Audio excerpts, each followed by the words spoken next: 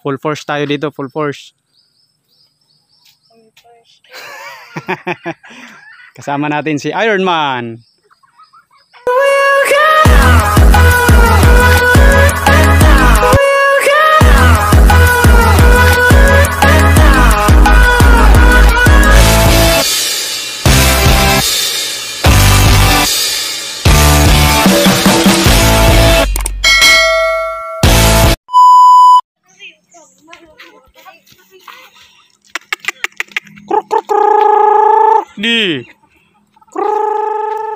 Good morning kaparsyal. Welcome back sa ating channel.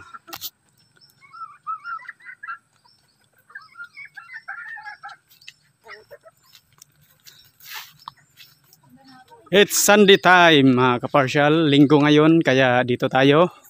Full force tayo dito, full force. Kasama natin si Iron Man.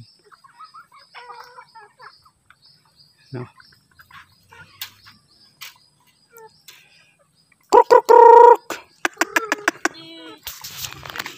So dinalhan ko mga kaparsyal yung manok natin ng mga saging, ano? Kanin.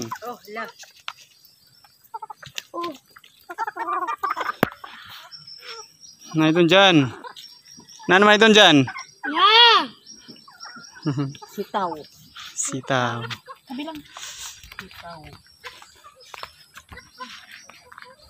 Diyan sa dalan ma. Yan, nagtanim si mama ng pinya. Pinya na Hawaii. So, limitado na yung pagbigay natin mga kaparsyal ng feeds. Kasi mostly binibigay natin is mga leftover na pagkain. So, yung style natin dito mga kaparsyal is parang naka free range lang, ano. Yung mga tira-tirang pagkain yung binibigay natin. Although may mga times na bigyan natin sila ng feeds, ano, pero hindi consistent para masanay sila sa mga natural na pagkain dito.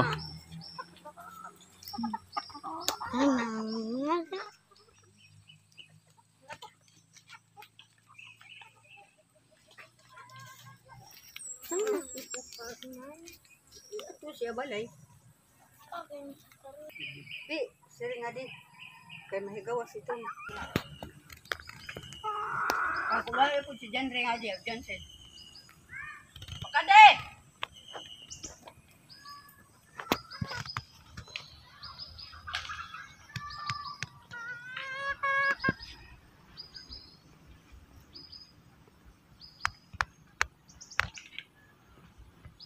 Kung ginupod na di si John Ring. John Ray Johnson.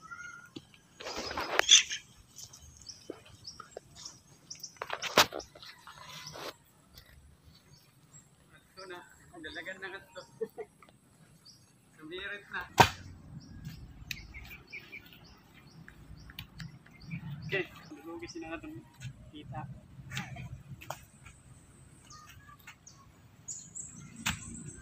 Lusan mga tanom. Video.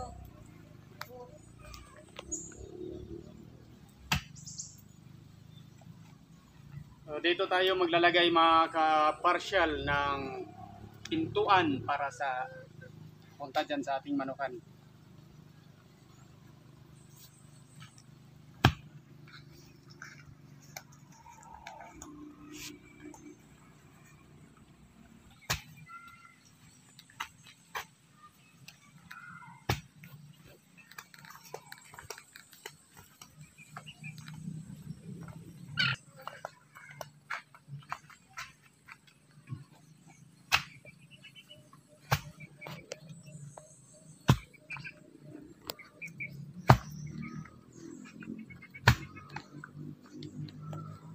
Alhin.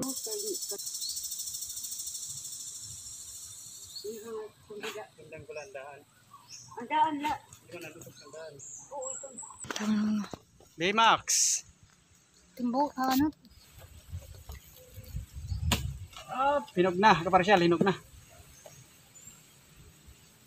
So, alam nyo mga kaparsyal, may isang paraan para ma-identify natin kung hinog na ang bunga ng langka or hindi pa. No?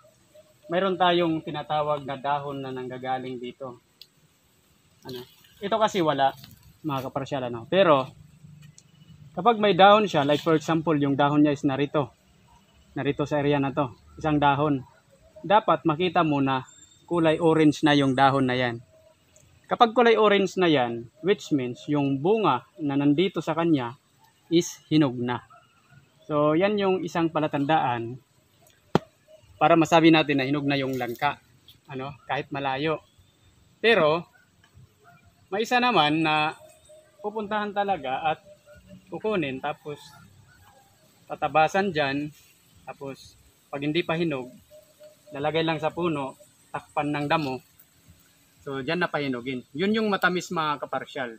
Kasi yung mga langka na nandito lang sa puno na hinog, parang matabang. Pero depende pa rin yan mga kaparsyal. Ano? Disclaimer mga kaparsyal, yun ay base lamang sa aking experience.